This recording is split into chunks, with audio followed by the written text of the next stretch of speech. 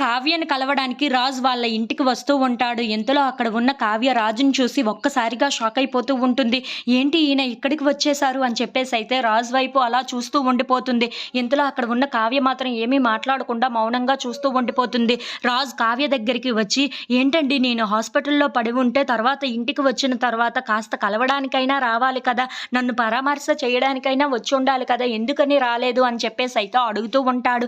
ఆ మాటలు వినగానే అక్కడ ఉన్న కావ్య మాత్రం నేనెందుకండి మీ దగ్గరికి రావాలి? మీరు ఫోన్ చేసినప్పుడల్లా నేను ఎందుకు ఫోన్ లిఫ్ట్ చేయాలి? అలాగే మీతో ఎందుకు నేను మాట్లాడాలి? మిమ్మల్ని ఎందుకు పరామర్శ చేయాలి? నాకు మీకు ఉన్న సంబంధం ఏంటి? అని చెప్పేసైతే గట్టిగా నిలదీస్తూ ఉంటుంది.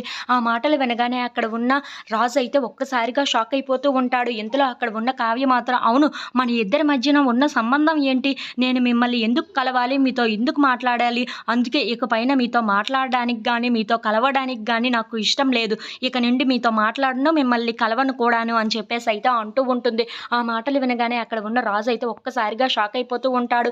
ఇంతలో అక్కడ ఉన్న కావ్య మాత్రం మీరు ఇక్కడి నుండి వెళ్ళిపోతే చాలా మంచిది అని చెప్పేసైతే చాలా గట్టిగా కసురుకుంటూ ఉంటుంది. ఆ మాటలు వినగానే అక్కడ ఉన్న రాజు అయితే ఒక్కసారిగా షాక్ అయిపోయి అక్కడి నుండి వెళ్ళిపోతూ ఉంటాడు. అది చూడగానే అక్కడ ఉన్న కావ్య అయితే చాలా బాధపడుతూ ఉంటుంది. ఇంతలో అక్కడ ఉన్న రాజు కావ్య అన్న మాటలకి బాధపడుతూ అక్కడి నుండి కావ్యకి దూరంగా వెళ్ళిపోతూ ఉంటాడు. ఇంతలో తన కారులో కూర్చొని చాలా బాధపడుతూ ఉంటాడు.